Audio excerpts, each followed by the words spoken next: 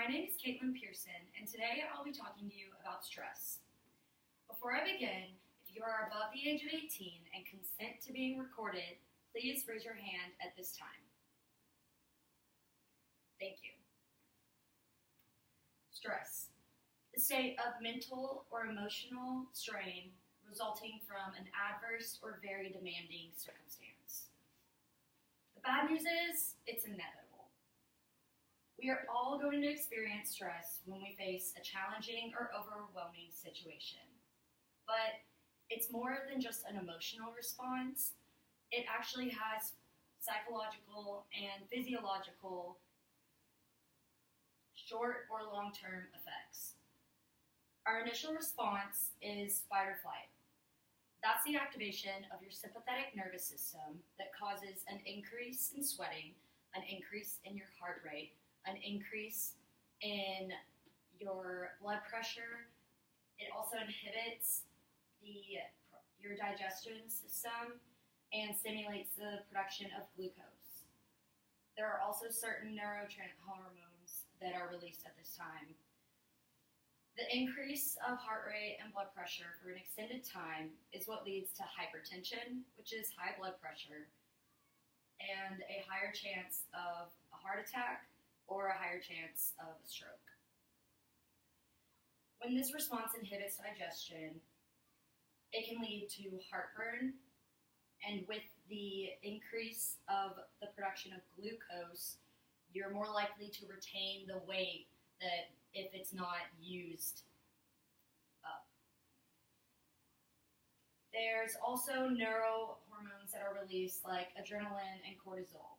Adrenaline, when experienced for a long period of time, can lead to anxiety and panic, and cortisol has been linked to an increase in appetite, an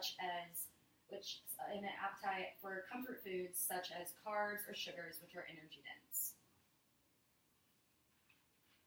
Many other known side effects are acne, hair loss, headaches, irritability, difficulty concentrating, muscle tension, fatigue, and more.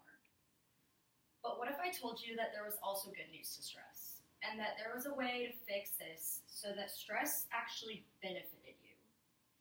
A study conducted in 2012 tested the association of someone's perception of stress with the amount of stress they experience, and they found that the individuals who perceive stress as harmful or threatening were more likely to experience the negative health impacts that are linked to stress. The survey asked people two main questions, which was, in the last year, how much stress did you experience? And the answer choices were little to none, moderate, or a larger amount or excessive amount of stress. And the second question was, how harmful do you feel stress impacts your health? And the answer choices, again, were little to none, moderate, and excessive amount of impact.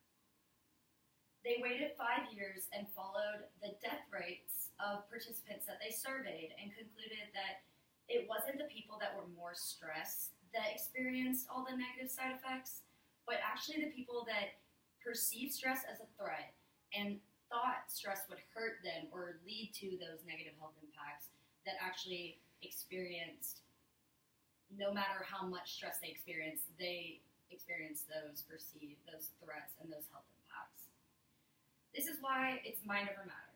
Stress harms us because we fear it and we give it the power to control us and our response instead of us controlling and getting ahead of the situation.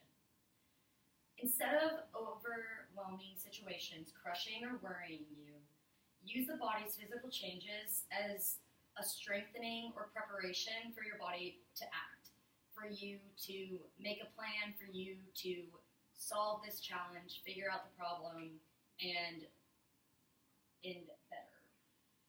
Use the body, if you view these physical changes for preparing you for battle, they'll be just that. They'll be helpful, and your body won't panic, but it will actually relax as you're strengthening and preparing yourself to take on any challenge.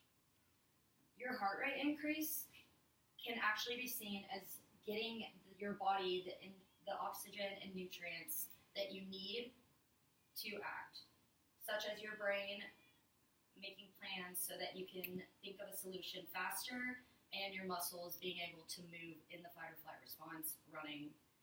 And to not waste your energy, the production of glucose, instead of it going into storage and retaining in your body, it's actually giving you the energy to, again, act and influence your body. Your body is trying to motivate you.